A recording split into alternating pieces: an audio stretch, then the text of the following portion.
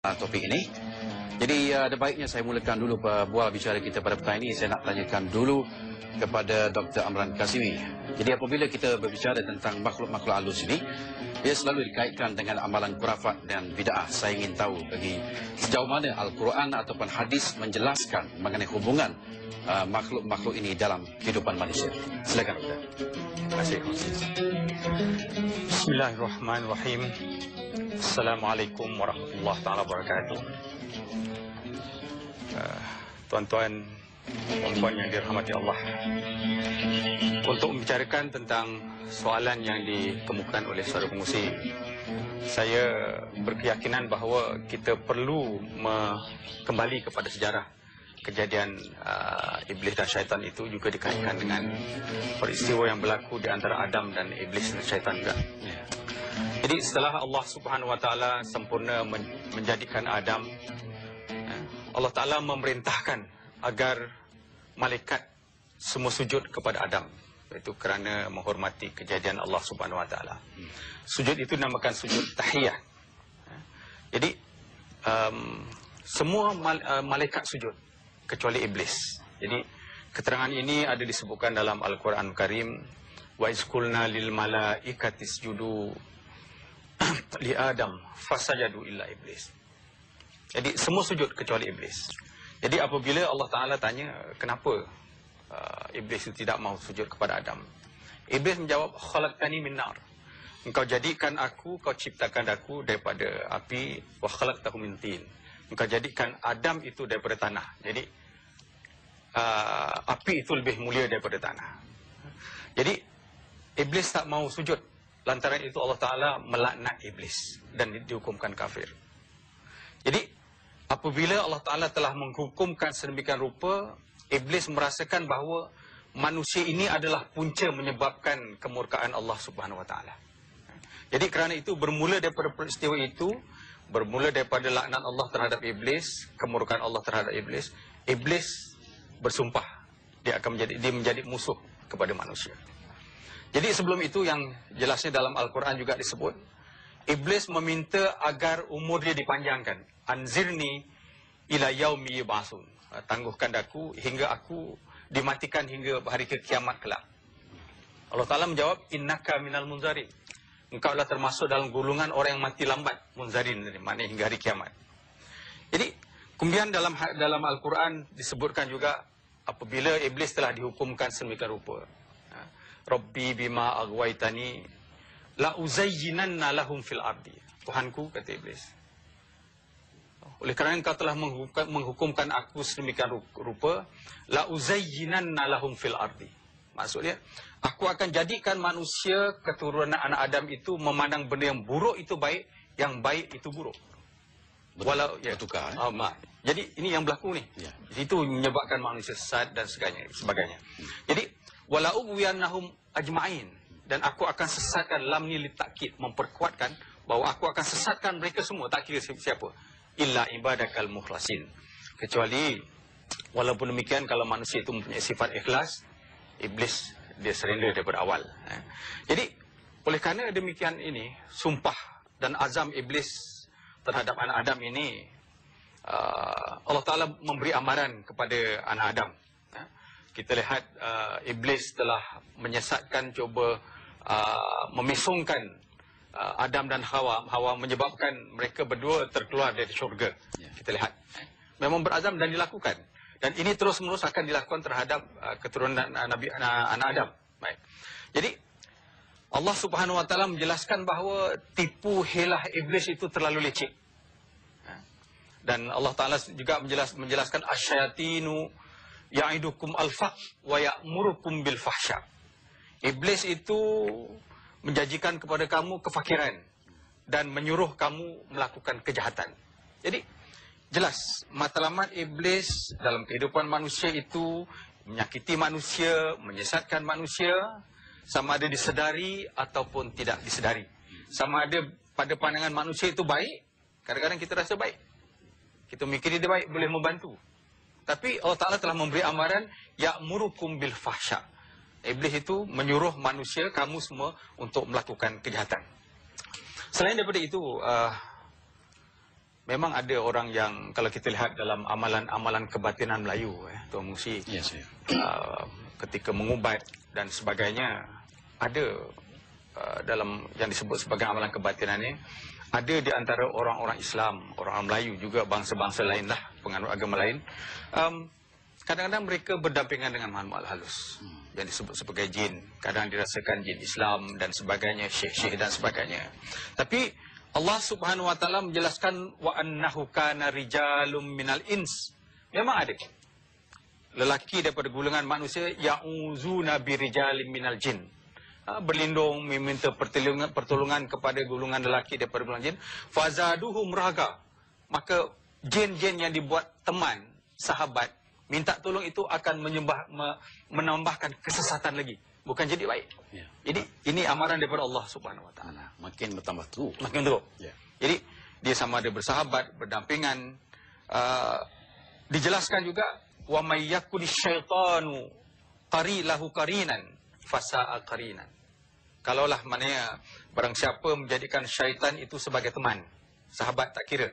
InsyaAllah kita akan jelaskan nanti. Tak kira dalam bentuk apa, maka itulah seburuk-buruk teman. Ya. Jadi tak boleh. Jadi jelas saya Tuan Musi. Yes, ya. Dalam Al-Quran banyak menyebut tentang nama-nama jin, syaitan dan sebagainya. Ini memperlihatkan makhluk ini memang wujud dalam dunia ini. Di samping kewujudan malaikat, manusia, jin itu tetap wujud. Tapi tentang keupayaan kuasa jin itu, itu yang menyebabkan timbulnya masalah khurafat, bid'ah dalam masyarakat, termasuklah masyarakat Melayu. Ya. Baik, terima kasih Dr. Amran Kasimi. Dan kepada anda yang ingin berhubung dengan kami, anda boleh berhubung di talian 1-800-886636 ataupun email alkuliah@tv3.com.my untuk bersama-sama bagi membicarakan topik yang kita namakan sebagai makhluk halus ini. Ini bagi menerangkan kepada penonton tentang apakah sebenarnya yang dikatakan makhluk halus, supaya kita mendapat gambaran yang lebih tepat, dan apakah di antara amalan-amalan masyarakat yang boleh menyesatkan keimanan kita dan berlawanan dengan apa yang digariskan oleh Islam sendiri. Dan saya nak balik kepada Dr. Zulkifli. Ya, silakan. Satu lagi. Maksud saya tadi ada satu perkara lain. Iblis dan syaitan ini dia cuba influence manusia supaya melakukan dosa. Dosa-dosa kecil berterusan. Dosa-dosa besar. Dan yang paling besar sekali yang perlu kita lihat, perhatikan ialah untuk menjadikan manusia keluar daripada agamanya, Islam, kufur, sama ada syirik ataupun murtad. Dan pada satu peringkat makhluk ini boleh mengganggu manusia jasad dia. Rasulullah SAW bersabda menyatakan inna syaitan yajri min ibni Adam majrad dami. Sesungguhnya syaitan itu yajri, berlari, berupaya berjalan dalam tubuh manusia menurut pembuluh darah, majrad dam. Dia boleh hingga masuk dalam darah, itu boleh menyebabkan misalnya histeria, menyebabkan menurun dan sebagainya hingga ke peringkat itu dalam keadaan-keadaan tertentu. Jadi ini perlu diperhatikan oleh masyarakat kita. Terima kasih. Baik, terima kasih Dr. Amran. Jadi doktor telah pun cakap tentang yajri saja, maksud berlari di dalam tubuh manusia. Syaitan itu berlari di dalam pembuluh darah. Jadi mungkin Dr. Zulkifli dapat jelaskan kepada sidang penonton kita pada petang ini, apakah kaitan perkara tersebut dengan syaitan, iblis dan juga jin. Mungkin kita kenal dulu definisi-definisi. Silakan doktor. Terima kasih. Assalamualaikum warahmatullahi wabarakatuh. Waalaikumsalam. Alhamdulillahi rabbil alamin. Wassalatu wassalamu ala ashrafil anbiya'i wal mursalin wa ala alihi wa sahbihi ajma'in. Subhanaka la ilma lana illa ma 'allamtana innaka antal alimul hakim. Wa la hawla wa la quwwata illa billahil aliyyil azim. Amma ba'. Yang dihormati pengurusi majlis, yang berhormat Dr. Haji Amran Kasimi, sidang penonton yang dirahmati Allah sekalian. Sebagaimana yang disebut oleh ulama seperti Asy-Syibli dan lain lagi, bahawa telah sepakat di kalangan ulama wujudnya makhluk-makhluk yang lain yang tak dapat dilihat oleh mata kasar, seperti malaikat, seperti syaitan, seperti jin. Bahkan ia telah dinaskan di dalam Al-Quranul Karim dan juga hadis-hadis Rasulullah sallallahu alaihi wasallam Sehinggalah hampir-hampir yang disebut seolah-olah ijma' semua umat, khususnya umat Islam, kecuali kata Ibn Taymiyah rahimahullahu ta'ala, beberapa kumpulan daripada kumpulan umat Islam menafikan hal tersebut. Akan tetapi berdasarkan kepada hujah-hujah dan dalil-dalil, sebenarnya ia bersama dengan jumhurul ulama dan akidah ahli sunnah wal jamaah mensabitkannya. Berhubung dengan definisi ini, saya suka merujuk kepada tata bahasa Arab. Yang pertama, maksud jin. Kalimah ini kalau kita tengok uniknya, orang Arab bila menamakan satu perkara, dia mengambil kemunasabahan. Dia bukan sekadar beri nama tanpa ada sebab. Contohnya masalah jin. Kalimah jin ini daripada kalimah janna, ya jinnu, jinnan, junna dan sebagainya ini. Kalau jinnu itu, kalau kita tengok dalam frasa bahasa Arab, memberi makna cukup banyak. Tapi semuanya maknanya kembali kepada satu, iaitu terdinding, terhijab dan sebagainya. Orang gila dipanggil majnun. Janna, junun, majnun. Kenapa? Kerana hijab akalnya tak nampak. Kanak-kanak yang ada dalam rahim ibu dipanggil janin sebab dia terlindung, tak nampak, melainkan scanning gitu. Begitu juga contohnya malam dipanggil jan, falamma janna alaihi lail. Begitu juga syurga dipanggil jannah. Kenapa jannah? Kerana pohonnya banyak sampai orang duduk dalam tu tak nampak. Begitu juga jin. Jin ini kerana istitar, dia tak nampak, maka dinamakan jin tu jin kerana tak nampak. Dan sabit dalam Al-Quranul Karim, jin diciptakan oleh Allah daripada api yang disebut sebagai naris samum. Nar as-samum, bahasa Arab menyebut samum dengan makna api yang tidak ada asap padanya. Dan dalam hadis menyebut bahawa jin diciptakan Allah Subhanahu wa taala lebih dulu daripada manusia 2000 tahun. Dan jin ini dikatakan berpenghuni di dunia atau di bumi sebagaimana yang masyhur. Dan jin ini sebagaimana yang disebut oleh Ibn Abdul Bar dalam kitabnya yang masyhur, menyatakan ada nama-nama banyak di sisi orang Arab dan pada dialek bahasa mereka. Satu dipanggil jinni, ada ya. Ini maksudnya jin semata-mata jin, jin khalis. Yang kedua dipanggil amir, yang dimaksudkan yang hidup bersama manusia. Yang ketiga dipanggil arwah, iaitu yang kacau kanak-kanak yang kecil. Yang keempat dipanggil syaitan atau jin yang jahat yang menyakitkan. Yang kelima dipanggil sebagai ifrit, iaitu yang tambah kuatnya daripada yang lain. Ini dari segi maksud jin. Oleh kerana itu jin inilah asalnya yang disebut. Kembali kepada yang kedua, syaitan. Syaitan ini setengah menyatakan diambil daripada kalimah syaitana yang memberi makna jauh. Sebab syaitan ini jauh daripada rahmat Allah, jauh daripada keredaan Allah, jauh daripada segala sifat yang baik, melainkan semuanya sifat yang jahat. Dan syaitan ini atas wazan fai'al syaitan. Dan kata setengah ahli bahasa diambil daripada kalimah syatah yang makna terbakar, kerana dia makhluk daripada api. Sebagaimana yang doktor sebut tadi, dia oleh kerana itu atas wazan fa'lan. Tetapi pendapat yang pertama lebih sahih, yang lebih kuat, dan inilah yang didasarkan oleh hadis Nabi sallallahu alaihi wasallam. Dan yang ketiga, masalah berhubung dengan nama iblis. Al-Imamul Baghawi melalui kitabnya Tafsirul Baghawi menyebut Israel adalah dalam bahasa Syrianiyah dan dalam bahasa Arab dipanggil sebagai Hars. Dan tak kala dia derhaka kepada Allah, maka Allah tukar namanya dan gambarannya, maka diberi nama iblis kerana dia telah lupus daripada rahmat Allah, putus asa daripada rahmat Allah. Dan ulama telah khilaf padanya. Ibn Abbas menyebut, begitu juga sebahagian ulama tafsir menyatakan iblis ini daripada malaikat, dan kata Al-Hasan tidak, ia daripada jin dan dia bukan daripada malaikat. Dan masalah ini dibahaskan panjang lebar, yang rajahnya dia bukan daripada malaikat kerana dinaskan daripada api. Dan kata Ibnu Abi Dunya dan Ibnu Abi Hatim dan Ibnu Al-Ambari daripada Ibnu Abbas juga menyatakan iblis ini yang dikenali sebagai Azazil adalah semulia-mulia di kalangan malaikat yang mempunyai sayap yang 4. Kemudian dia telah terputus daripada nikmat Allah, daripada rahmat Allah, putus asa dengan sebab engkar dia. Aba wastakbara wa kana minal kafirin.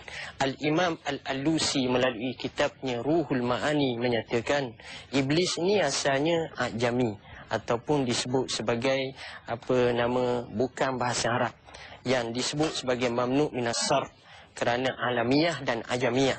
Tetapi pendapat Abu Ubaidah dan lainnya tidak, iblis ni daripada bahasa Arab yang diambil daripada kalimah iblas, yakni jauh daripada kebaikan dan putus asa daripada rahmat Allah. Ulama menyatakan kebanyakan setuju menyebut iblis ni satu, sedangkan syaitan ni banyak. Sebab itu syaitan kadang-kadang dijamakkan atau disebut dengan banyak, seperti syayatinul ins wal jin. Tapi iblis ni dia tak akan sebut sebagai abalis, biasanya refer kepada yang derhaka kepada Allah. Itu yang disebut oleh ulama. Saya rasa sekadar itu dari segi pendefinisian. Wallahu a'lam. Terima kasih Dr. Muhammad Al-Bakri. Itu dia tadi huraian tentang definisi jin, iblis dan juga syaitan. Nak balik pada Dr. Amran Kasimi. Doktor, kalau seperti yang doktor katakan tadi, jika syaitan itu berupaya berlari ataupun berjalan dalam tubuh manusia, mungkin dapat doktor jelaskan apa akan terjadi kepada manusia itu? Ya, terima kasih. Saya ingin mengulangi hadis yang saya sebut tadi. Inna syaitan yajri min ibni Adam majrad dami. Sesungguhnya syaitan itu berupaya berlari dalam tubuh manusia menurut pembuluh darah. Itu yang pertama. Keduanya berdasarkan kepada keterangan-keterangan yang diberi oleh saudara saya, Dr. Zul. Juga daripada ayat-ayat Al-Quran yang banyak menyebut tentang perkataan iblis, jin dan sebagainya, itu memperlihatkan, membuktikan bahawa makhluk ini memang wujud. Tapi bukan dia seperti mana dipercayai oleh orang Melayu, di mana ia menyebabkan berlakunya bid'ah dan khurafat. Jadi kewujudan makhluk ini dalam keadaan tertentu yang mengganggu kehidupan manusia. Jadi yang perlu kita pahami ialah untuk berjaga-jaga. Kita tahu musuh kita ada, jadi kita berjaga-jaga. Jadi merujuk kepada persoalan yang Tuan Mengusi kemukakan, apa yang berlaku apabila seseorang itu, maknanya manusia itu dirasapi oleh makhluk-makhluk ini. Jadi apa yang berlaku ini ialah bergantung kepada tujuan apa makhluk ini meresap dalam tubuh manusia. Okey, saya huraikan begini. Kalau dia katakan dalam amalan orang Melayu ini, dia kadang-kadang ada melibatkan perubatan. Dia jumpa seorang, orang tu sakit. Jadi contohnya dia panggil makhluk-makhluk halus, jin tadi daripada jin-jin. Kita tak tahu sama ada iblis ataupun syaitan. Dia panggil, meresap dalam tubuh. Meresap dalam tubuh, dia masuk dalam tubuh, lalu ia berada dalam keadaan tidak sedarkan diri. Tidak sedarkan diri, atau separuh tidak sedarkan diri. Lalu dia mengubat. Jadi, dalam keadaan seperti ini, manusia ataupun orang yang terlibat itu sebenarnya badan dia ada waktu itu. Tapi yang meresap dalam tubuh dia itu, dia cakap, dia bertindak. Kalau dia menggunakan keris, dia pegang keris tu, memang tangan dia. Tapi bukan atas kehendak dia. Kalau dia mengubat orang, dia ambil limau, dia potong.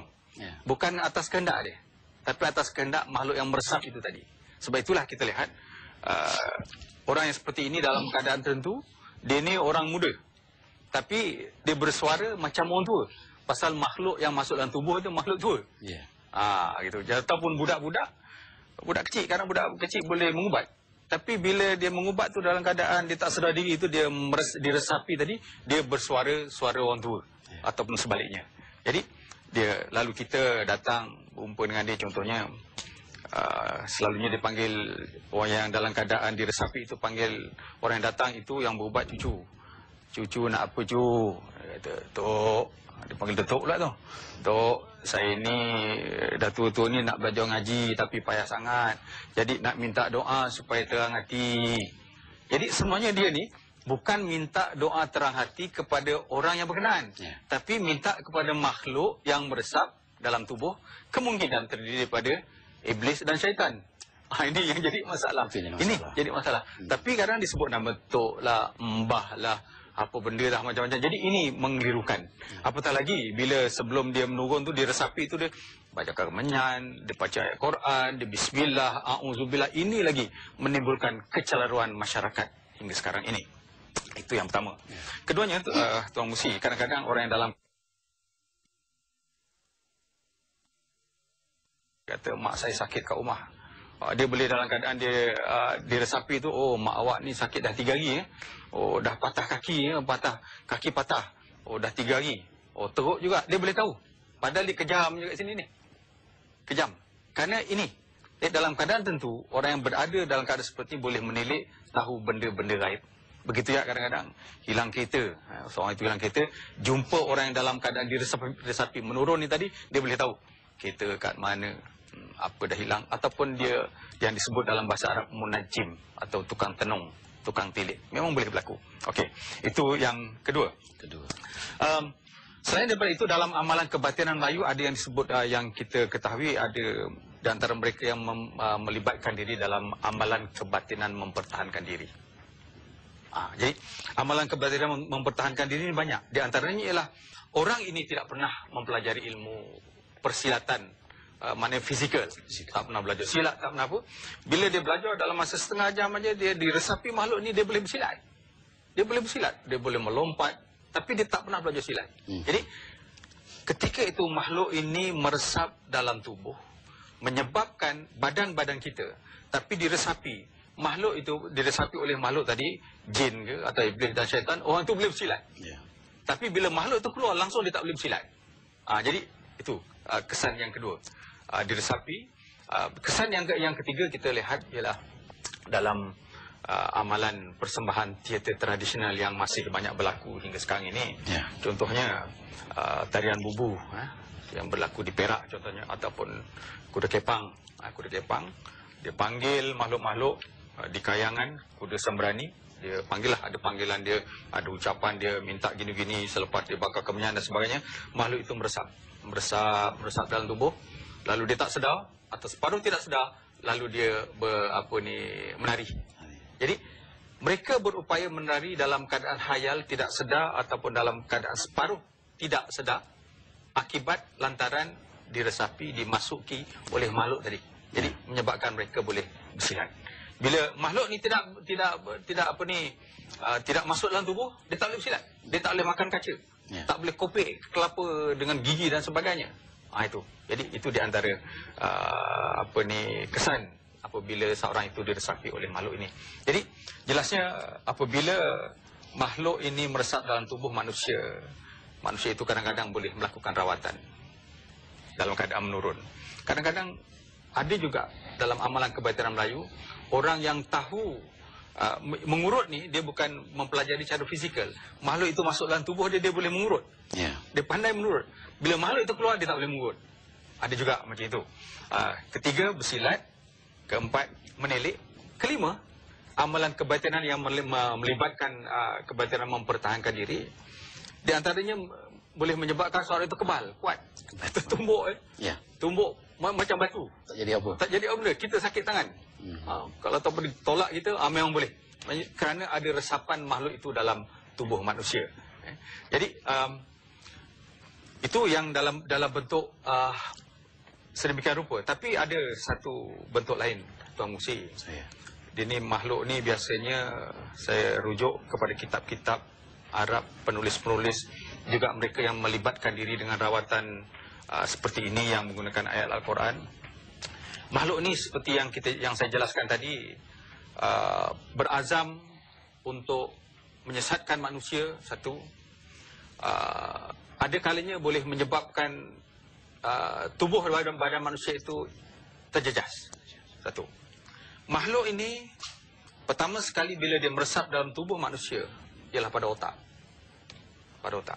bila dia masuk dalam otak, maka akan hilanglah fungsi otak, lalu menyebabkan seseorang itu bertindak tidak normal, lalu yang dikenali sebagai histeria, dalam bahasa Arab disebut al-sar.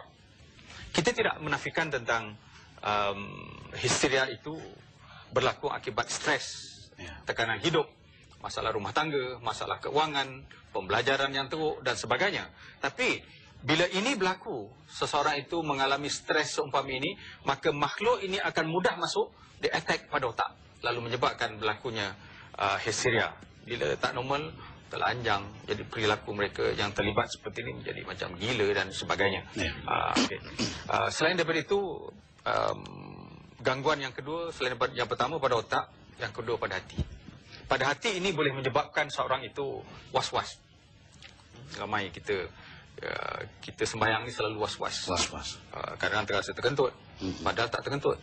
Kadang dalam keadaan itu terasa terbuang air kecil, tapi tak buang air kecil. Kadang bila kita tengah sembahyang tu teringat benda yang 10 tahun yang lalu, ataupun ketika berlaku di ofis dan sebagainya, itu was-was syaitan ketika sembahyang. Tapi dalam keadaan tertentu, was-was ada yang lebih teruk daripada itu. Dalam otak orang seperti ini ditanya, macam mana rupa Tuhan? Adakah Tuhan itu satu? Adakah Islam ni betul? Dia was-was seperti itu. Kadang-kadang dia rasa, dia attack pada hati was-was ini. Was-was syaitan menyebabkan seorang itu rasa sedih tanpa sebab. Apatah lagi kalau ada masalah, stres, kematian girlfriend lagi ke, boyfriend lagi ke, biswa tak dapat ke dan sebagainya, was-was. Jadi bila tekanan itu ada, stres itu wujud, dia makhluk ini mudah masuk. Sebab itu seorang itu perlu tenang. Jadi kadang-kadang ada setengah orang tu dia rasa, selain daripada itu dia terfikir macam mana rupa Tuhan. Kadang dia rasa, aku ni dah murtad lah. Dia kadang terasa macam tu. Kadang dia ada orang tanya saya, Ustaz, saya ni dah murtad ke belum? Dia tanya persoalan-persoalan seperti ini. Dan ada kalanya dia sedih. Dalam tak lama, 1 jam lepas tu dia gembira. Ketawa saja. Kenapa gembira suka? Tak ada benda, ketawa.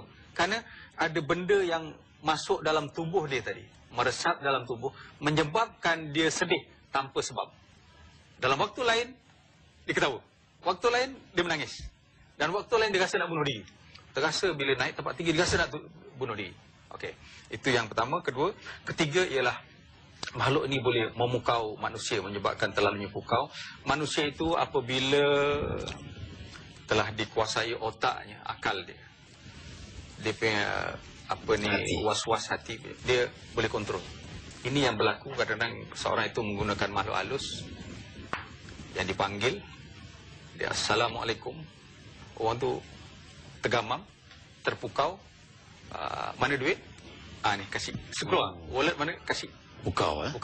Kasih mana duit? Ada RM30 je. Lepas tu lain ada? Tak ada. Kad ada tak? Ada. Mari kita pergi bank. Jadi dalam hati dia ni, orang yang terkena pukau akibat daripada adanya makhluk-makhluk halus tadi, iblis dan syaitan tadi, dalam hatinya kadang tanya, kenapa aku kasih duit RM30 ni? Kenapa aku beritahu aku punya kad? Kenapa nak keluarkan duit? Sikit dia. Tapi itu sebab itu dalam keadaan seperti ini, orang seperti ini tidak 100% totally dia dikuasai. Tapi dia punya kesedaran waktu itu hanya sedikit, 5%, 10% dan sebagainya. Bergantung kepada kekuatan roh seorang itu, lindungan daripada Allah Subhanahu Wa Taala dan sebagainya. Jadi ini di antara sebab kenapa. Jadi memang kadang-kadang orang yang menggunakan ilmu pengasih, menggunakan jin, dia rasa terpukau. Dalam keadaan tentu pukul 4 petang, bila itu tiba pukul 4 petang je dia rasa rindu. Rindu pada orang yang memuja dia tadi. Ini dalam cerita Piramli lah, kan ada kan. Yang saya pelik tu, tepat pukul 4 je, kadang dia berjalan. Kerana apa? Otak dia dah dikuasai oleh manusia yang menggunakan jin. Kedua, hati dia dikuasai, badan ditarik. Memang ditarik, dia pergi. Ditarik. Tapi kalau orang itu roh dia kuat, tidak tertarik dengan izin Allah Subhanahu Wa Taala. Jadi kesan, kesimpulannya ialah kesan daripada penglibatan makhluk-makhluk ini kepada manusia itu banyak. Untuk apa tujuan, jadi kesannya berbeza. Terima kasih. Ya, terima kasih Dr. Amran Kasimi. Satu huraian yang cukup jelas kepada kita untuk memahami tentang bagaimana strategi ataupun cara yang dijalankan oleh musuh-musuh manusia ini. Saya nak minta pandangan Dr. Zulkifli, mungkin boleh menambah sikit dalam soalan ini. Silakan. Terima kasih Fungsi.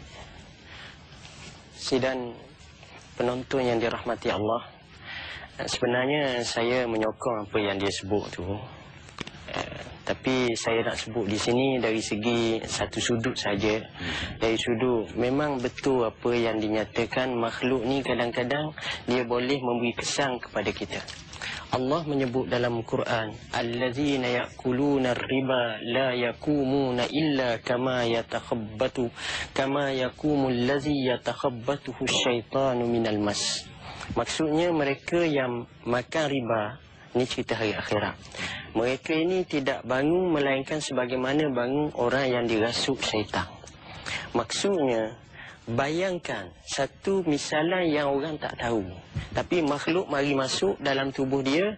Jadi itu yang digambarkan dalam Al-Quranul Karim. Apa yang saya nak sebut, anak kepada Ahmad bin Hanbal, namanya Abdullah, dia kata, ayahku, ada kaum yang kata jin ni tak boleh masuk dalam tubuh manusia. Ni anak kepada Imam Ahmad bin Hanbal tanya kepada Imam Ahmad bin Hanbal. Dia kata, wahai ayahku, ada kaum pendapat golongan ramai kata jin tak dapat masuk dalam tubuh manusia. Jawabnya, wahai anakku, berdustalah orang yang bercakap di atas lidah seperti ini. Apa kata dia lagi? Aku kata yang disebut oleh Daruqutni sebagaimana yang disebut dalam juzuk yang telah ditapis hadis Abi Sahal bin Ziyad bagi Farqat As-Sanhi daripada Sa'id bin Jubair daripada Ibn Abbas, ada satu kisah. Satu hadis kata ada seorang perempuan datang bawa seorang anak lelaki kecil kepada Nabi SAW.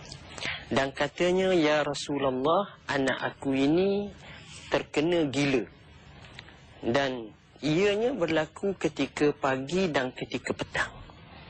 Lalu Rasulullah SAW sapu dengan tangannya di dada dia dan doa padanya. Tiba-tiba dia macam termuntah. Keluar daripadanya, daripada perut, daripada mulut dia ni, seperti jarul aswad fasah. Jar al-aswad ni kata ulama dengan maksud ialah anak anjing atau binatang buah kecil yang dia lari keluar, warna hitam ada. Jadi sini menunjukkan berlaku dan boleh mengganggu seseorang. Dan hal ini disabitkan dalam kisah-kisah yang banyak. Wallahu a'lam. Baik, terima kasih Dr. Zulkifli. Allah menjadikan manusia itu sebagai khalifah di muka bumi ini. Tetapi apakah di antara faktor yang menyebabkan makhluk halus ini berjaya menerobosi setengah daripada umat manusia itu sendiri? Ya, manusia ini Allah Ta'ala jadikan khalifah di muka bumi ini. Berbanding dengan malaikat, dengan jin, maka manusia itu adalah khalifah. Allah Ta'ala beri pada manusia itu akal, jasad, dan taklif, iaitu besar taklif dia. Manusia ini kalau dia menjadi manusia yang baik, maka dia benar-benar khalifah. Tapi kalau dia banyak melakukan dosa, tidak menurut perintah Allah Ta'ala, maka makamnya lebih buruk daripada binatang. Jadi ketika itulah manusia itu ruh dia lemah. Ruh dia lemah. Ketika itulah makhluk ini mudah menerobosi ataupun menembusi jasad manusia. Jadi iblis dan syaitan ini sebenarnya dia lemah. Dia tipu daya pun lemah. Malah kalau kita makhluk ini dengan manusia pun dia takut, bukan tak takut. Malah Rasulullah SAW juga ada menyatakan, berkata kepada Sayyidina Umar, dia kata, hey Umar, iblis dan syaitan dia lari bila jumpa dia. Malah kalau Sayyidina Umar lalu ke satu kawasan, iblis lagi tempat lain. Lari. Yeah. Jadi kita pun dalam keadaan tentu boleh jadi macam itu. Jadi iman kita kuat ibadah kepada Allah Ta'ala, kita seorang jujur, ikhlas dan sebagainya. Okey. Jadi yang penting sekali ialah bila seorang itu kuat beriman kepada Allah Subhanahu Wa Taala, maka dia kuat. Jadi iman itu adalah merupakan body resistant kepada setiap individu. Okey.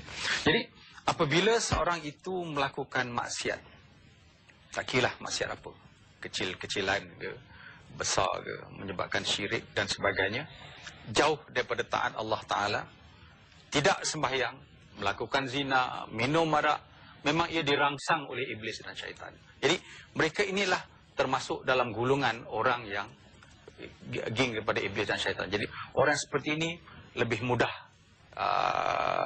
dikuasai oleh makhluk-makhluk ini.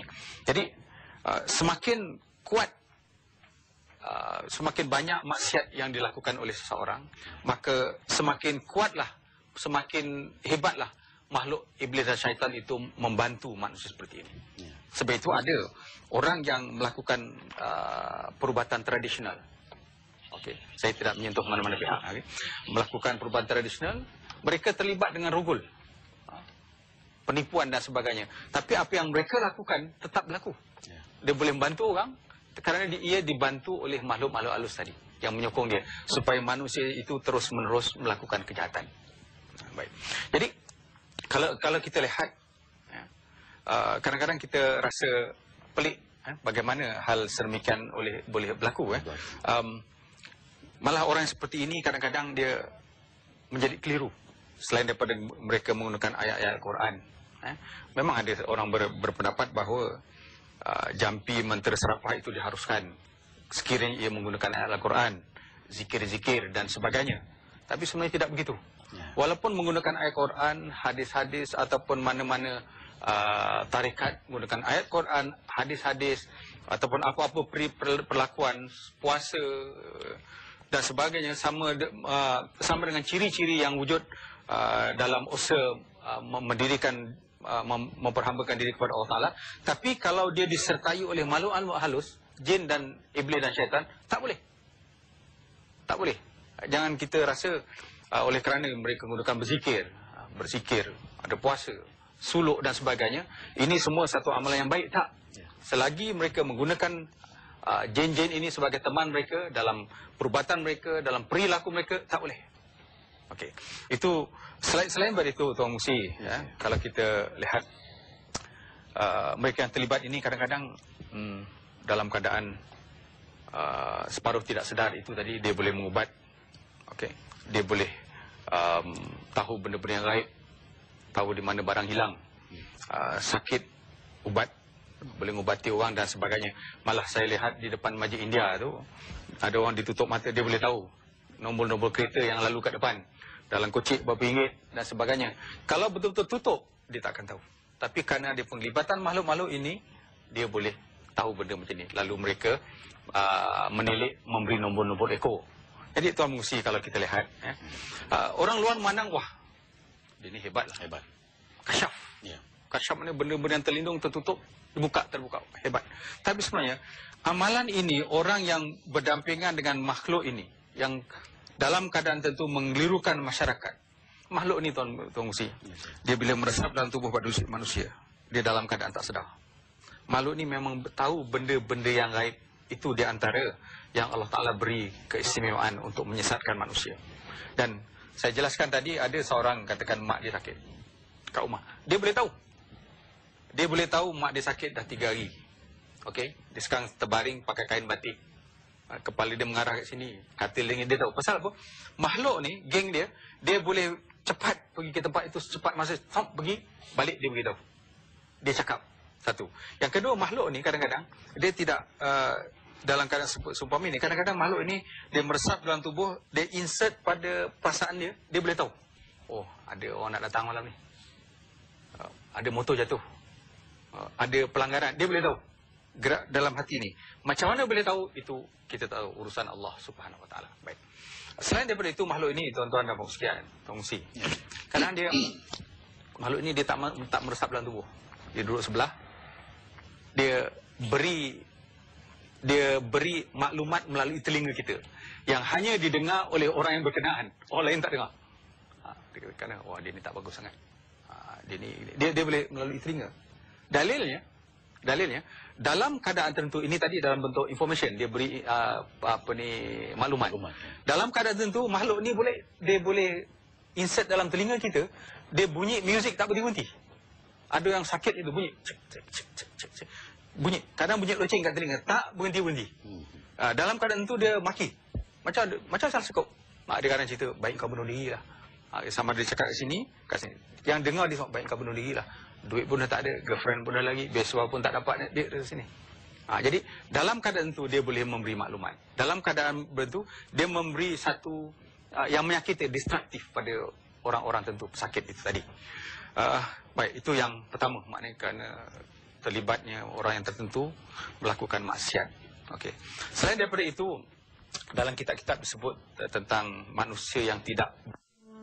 Sebentar lagi. Jadi dalam beberapa kitab saya baca, di antaranya orang yang masuk bilik air tidak membaca perlindungan kepada Allah Subhanahu Wa Taala. Kerana di antara tempat-tempat yang iblis dan syaitan suka duduk itu ialah dalam bilik air. Memang betul itu dalam. Sebab itulah kalau kita masuk bilik air, kita kena baca a'udzubika minal khubusi wal khaba'is, setan jantan dan betina. Aku berlindung padamu ya Allah daripada kejahatan setan jantan dan betina.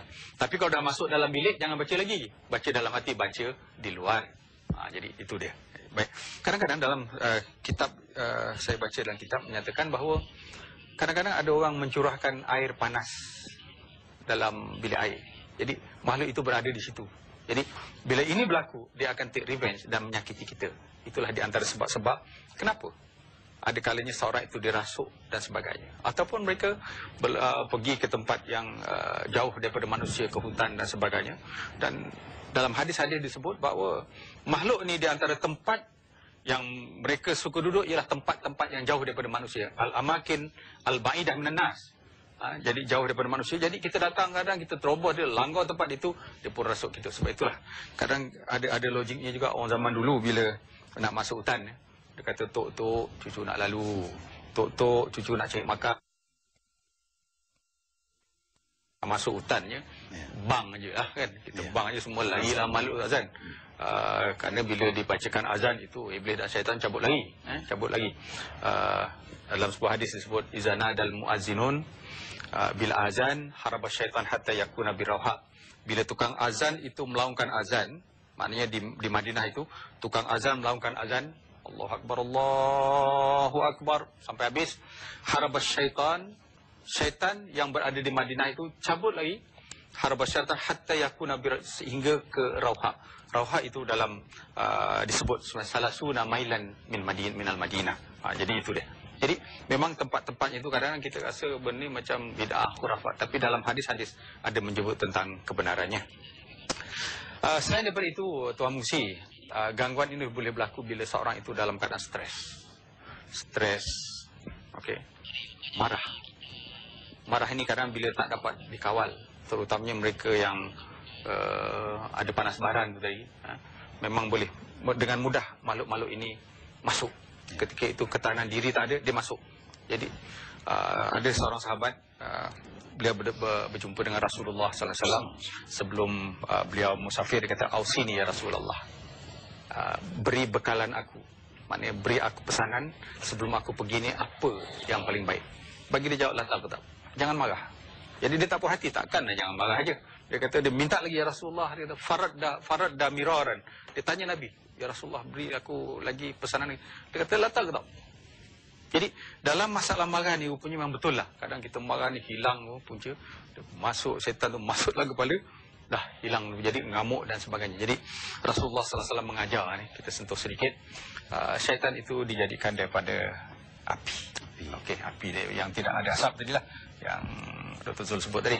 Api itu Allah Ta'ala jadikan daripada hanya padam dengan air. Kerana itu untuk memadamkan orang yang meredakan, menghilangkan rasa marah dengan orang yang terhadap orang yang marah tadi, pertama sekali ambil sembahyang. Dan Rasulullah SAW juga mengajar, kalau seorang itu marah dalam keadaan diri, dia kena duduk.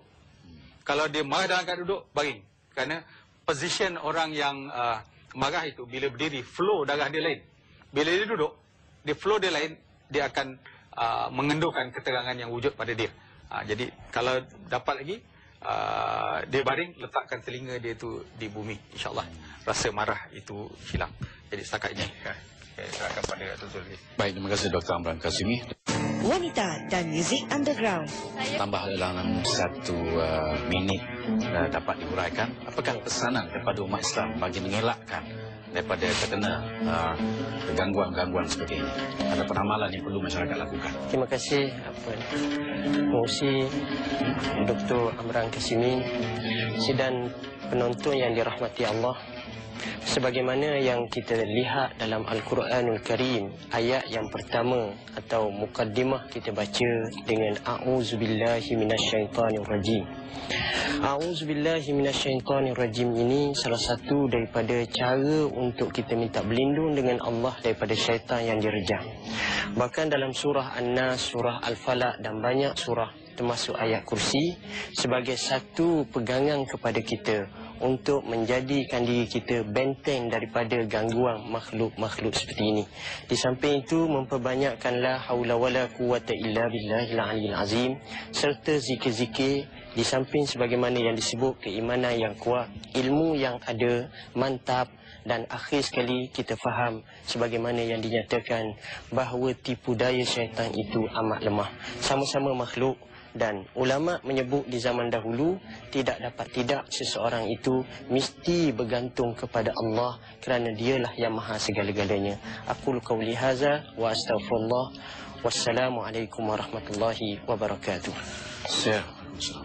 Terima kasih kita ucapkan kepada Dr. Zulkifli Muhammad Al-Bakri dari College Unity Port Dickson 9 dan juga Dr. Amran Kasimi yang telah pun bersama kita pada petang ini. Dan insyaAllah saudara, itulah tadi bual bicara kita pada petang ini. Semoga telah pun mendapat banyak maklumat ya, yang cukup berguna untuk sama-sama kita teliti semula. Dan nampaknya sampai di sini saja yang sempat kita bersama. Sekian, wabillahi taufiq wa hidayah. Assalamualaikum warahmatullahi wabarakatuh. Ramadan ada satu malam, nilainya menyamai dengan seri